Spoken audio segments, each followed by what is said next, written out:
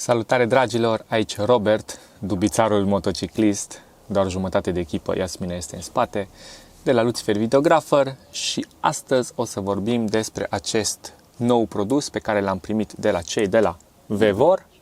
După cum vedeți, eu de la Vevor mai am și un frigider pe care tocmai ce l-am testat aproape 3 luni de zile continuu. Astăzi este a doua zi, după ce ne-am întors din cea mai lungă tură a noastră de până acum, din țările scandinave. Am fost până la Nordkap, am făcut cu dubița 11.900 de kilometri în fix 60 de zile. În timp ce am fost pe drum, cei de la Vevor îmi trimit un mail. Robert, ce mai faci? Cum ești? Ce zici? Vrei să testezi noul nostru produs, un încălzitor pe motorină de la Vevor? Am zis da, și vă spun acum de ce am acceptat instant să testez acest nou produs. Pentru că este de doar 2 kW. Eu folosesc în mod normal un alt încălzitor pe motorină de la un alt brand, dar acela este de 8 kW, ceea ce pentru dubița noastră, fiind o încăpere foarte mică, este mult prea mult. Nu am știut pe vremea când l-am cumpărat, exact acum un an a fost, sau ceva de genul, în jur de 9-10 luni. Și pe parcurs, chiar dacă n-am avut absolut niciun fel de problemă cu el, am văzut că este mult prea tare. Noi îl folosim pe minim, pe treapta 1 din 10, dar în foarte scurt timp se încălzește foarte tare aici în habitaclu și trebuia să-l tot oprim. Într-adevăr, când am folosit la minus 10, a putut să meargă mai multe ore, dar tot a fost complicat să lăsăm, de exemplu, toată noaptea. A trebuit să-mi dirigez căldura prin altă parte. Cei care ne-ați urmărit ați văzut că am făcut tot felul de tuburi, de deviații, ca să nu rămână toată căldura aici. Drept urmare, acest nou produs de doar 2 kW, sper din tot sufletul să rezolve problema și să-l putem folosi timp mai îndelungat. Drept urmare, ce o să fac? O să trebuiască să-l demontez pe cel actual și să-l instalăm pe ăsta. Foarte scurt vă arăt, uitați cât este de mic și de compact. Asta este varianta verticală, există și varianta, să spun așa, mai grasă, cea orizontală. Dar din câte am văzut, ăla vine doar în varianta de 8 kW. Deci pentru varianta de 2 kW, cam ăsta este singurul model care vine în cutie, gata asamblat, cu rezervor, cu pompă, cu toate la un loc. Găsiți, bineînțeles, tot de 2 kW la ei pe site, dar varianta pe bucăți, cea care vine montată undeva, nu știu, sub scaun sau unde doriți voi, vă trageți separat pompa, vă trageți furtun direct în rezervorul mașinii sau într-un alt recipient, dar mie mi-a plăcut foarte mult varianta asta compactă. Funcționează pe 12 V, 24 de V, respectiv 220 de V. Deci acoperă toate nevoile. Are un rezervor de doar 2 litri. O să vedem cum o să ne descurcăm cu autonomia. Ei spun că au un consum foarte redus aceste mașinării. Aici în spate este o singură mufă, aici se cuplează și priza 220, respectiv 12 V, 24 de V. Pe aici își trage aerul, aici avem bușonul de motorină pe unde vine alimentat. Are aceste două mânere pliabile. Avem indicator de motorină și pe o parte și pe alta. În partea din față, după cum putem vedea, un ecran, un buton din ăsta rotativ pentru reglaj, pe aici suflă aerul cald și partea faină e că aceste noi modele de încălzitoare pe motorină vin cu acest senzor de monoxid de carbon. El în momentul de față este instalat aici, se conectează cu această mufă, dar se poate da jos și ei recomandă să fie pus undeva mai sus. Bineînțeles că vine și cu un cablu adaptor de 2 metri, așa că se poate face foarte ușor acest lucru. Vine cu această telecomandă, doar on-off și creșterea sau scăderea puterii sau a căldurii. El are două funcții, se poate seta pe manual, de la dreapta 1 la 6 dacă nu greșesc, respectiv pe temperatură, pe grade Celsius sau Fahrenheit. Îl setezi pe o anumită temperatură și el își reglează teoretic temperatura. Acum, bineînțeles, contează foarte mult în ce spațiu îl folosiți, că exact aceeași problemă am avut-o cu celălalt încălzitor pe motorină. Lumea ne-a mai spus, dar pune-l pe grade, setează-l pe 15 grade, de exemplu, și el nu o să treacă. Aceste încălzitoare nu decuplează complet. Ele fiind cu bujie incandescentă, ele își fac acel proces de încălzire, după care încep să sufle aer cald. Este interzis, așa și scrie în cartea lui, It's forbidden, să îi tai curentul în timpul folosirii. Deci asta înseamnă că el nu se oprește așa pentru, nu știu, un minut, să mai bage căldură, după care iară repornește. El pur și simplu când pornește, își face acel ciclu de încălzire, unde aveți un consum un pic mai mare, o să vedem exact când o să testăm cât. În mod normal ar trebui să fie undeva 100 și ceva de W la pornire primele, poate 2 minute, după care o să-i scadă semnificativ consumul de curent la doar câțiva W. Respectiv la oprire, când îi dați off, el iar începe să-și facă procesul ăla de răcire, o să sufle aerul ca să răcească toată instalația lui. Drept urmare, e puțin mai complicat să îl folosești cu termostat, cum ar fi. De asta e bine să-l folosiți într-un spațiu unde el poate să-și facă treaba liniștit. Uitați, aici mai avem câteva detalii. Aici ne sunt prezentate câteva detalii, exact ce vă spuneam și mai înainte. Dar, bineînțeles, toate astea le vedeți și în cartea lui cu detaliile tehnice. Și bineînțeles că noi avem cu ei un parteneriat de afiliere. Drept urmare, în descriere găsiți acest link însoțit de un cod de reducere de 5%. Introduceți, după ce faceți cumpărăturile, vă puneți lucrurile în coș care vă plac de la cei de la Vevor și la final acolo la checkout introduceți VV promo scris împreună și beneficiați de acei 5% reducere. Acum urmează să vă arăt și câteva accesorii cu care vine.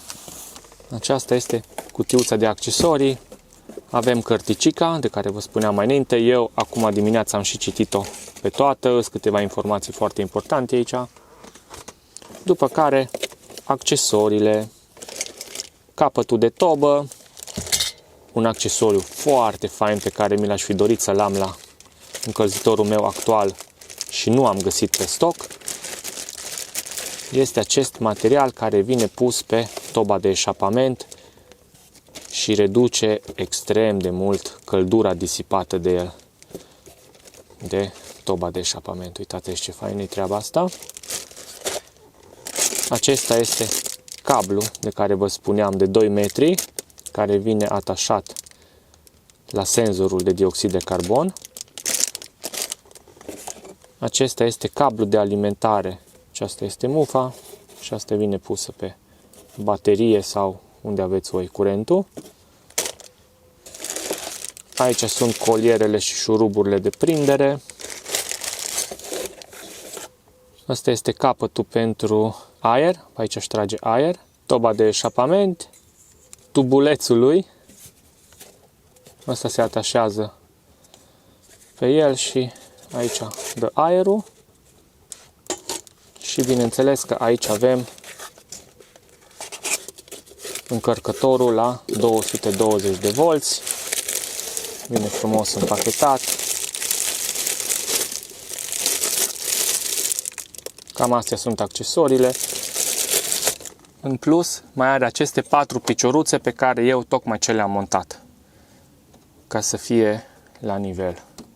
Așa, puțin ridicat, vedeți? Are poate 5 cm de la sol. Urmează să mă pun să-mi demontez încălzitorul vechi, după care îl montez pe ăsta nou, dar până atunci, înainte să-l montez definitiv, cum s-ar spune, aș vrea să-i fac un test. Urmează să-i pun motorină, îi dăm curent și îl pornim pentru prima oară. O să trebuiască să-i facem acea amorsare, să-și tragă el motorină la pompă. Vedem dacă funcționează, cum funcționează. Numai ce mi-am instalat și aplicația pe telefon, pentru că am uitat să vă spun un lucru foarte important. Pe lângă telecomandă, acest încălzitor pe motorină vine și cu aplicație pe telefon. Air Heater CC. Am descărcat direct din cărticică, am scanat un cod QR, m-am dus pe un site de unde am descărcat aplicația. O să trebuiască să facem și împerecherea. Scrie acolo în carte că primiți un cod de 4 cifre care se obține de aici din meniul lui, se împerechează în aplicație și o să poată fi folosit și cu telefonul mobil. Se poate programa ora pornirii și ora opririi și vedeți mai multe setări. Cum îl testăm? Păi improvizăm pentru prima oară. Mi-am luat 2 din cele 3 baterii pe care le am eu. Pe una automat o să și conectez cablu. O să-i dau curent. Umplem cu motorină. Îi punem toba. Amorsăm și facem testul.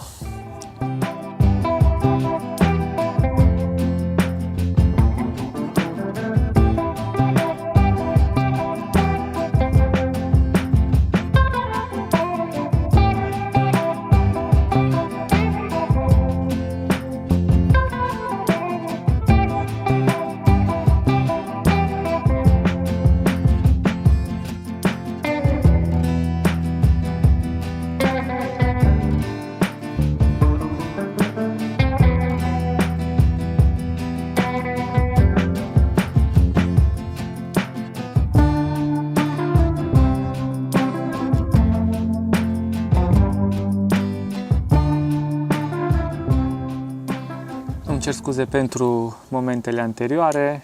Din greșeală am oprit lavaliera și am uitat să o repornesc. Între timp, cât încălzitorul pe motorină a fost oprit, am reușit să împerechez telecomanda cu el. Se intră în meniu. Aveți aici în cărticică, e foarte simplu de împerecheat. O să pornesc acum încălzitorul, îi dăm on din telecomandă. Așteptăm să pornească încălzitorul. Chiar dacă suntem acum într-un mediu natural, afară pe stradă, o să vreau să iau lavaliera și să apropii de încălzitor ca să vedeți cam cum sună pompița, pentru că are un mic tâcăit, ca orice încălzitor pe motorină.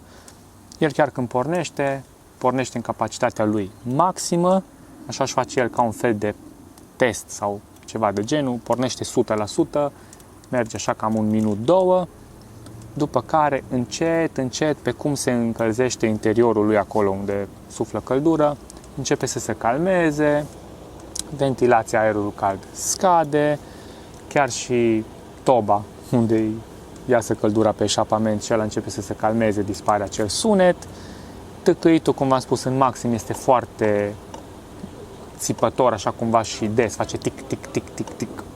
Iar după care încet scade și devine tot mai rar.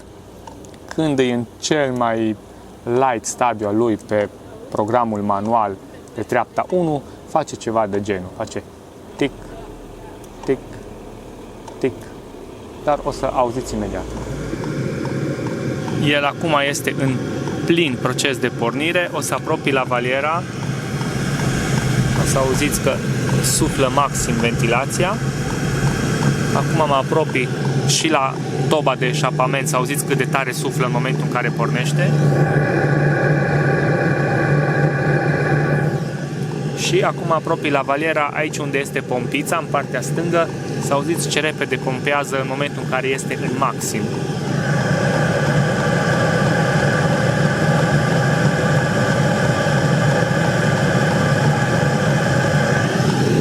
Sper că se aude. Și imediat după ce se calmează, durează cam 1 minut, jumate, 2, o să mai pun încă o dată lavaliera să auziți exact cum sună pompa. A intrat în procesul de calmare, să apropii lavaliera ca să auziți tâcâitul cât de rar devine și aproape că e nesemnificativ.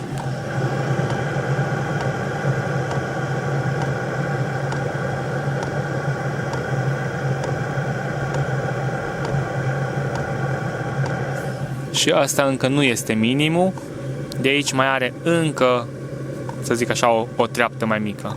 Acum se calmează toba de eșapament, începe să dispară sunetul, ventilația pe cald suflă și ea deja destul de lejer.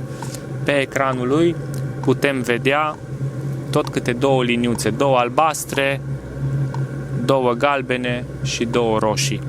E semnul cât de tare este încins. Momentan eu mă aflu doar la o liniuță albastră. Deci semn că el încă nu este încins 100%. Încă mai are un pic să se încălzească și după aia se calmează și se stabilizează pe treapta pe care voi o setați. Cel mai probabil eu o să o folosesc cât de mult pot pe treapta 1, pentru că aveți cel mai mic consum și aveți cel mai mic zgomot din toate punctele de vedere. Și ventilația este pe minim, respectiv pompița este pe modul cel mai rar. Acum mai apropii încă o dată și după aia gata, nu vă mai stresez cu asta.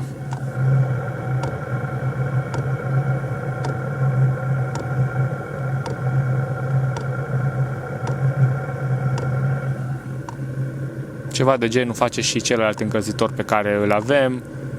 Se poate dormi liniștit cu el. Dacă acasă aveți, de exemplu, un ceas de perete care tâcâie, nu este cu nimic mai rău decât ăla.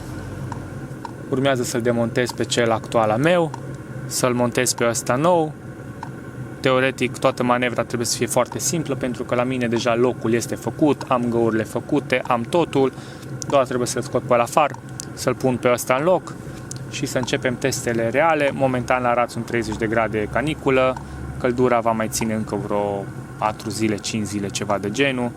Deci cam peste o săptămână o să ieșim în natură, când deja avem 7, 8, 10 grade noaptea și să vedem cum se comportă. Abia așteptăm să vină frigul real, mai la iarnă, să facem ieșiri. Au trecut câteva zile de când nu ne-am mai văzut. Am reușit să instalez încălzitorul pe motorină în mașină. După cum puteți vedea, se încadrează foarte bine în peisajul nostru. Este și mai micuț decât celălalt, deci nu mai rămâne și un mic spațiu pe acolo pe lângă.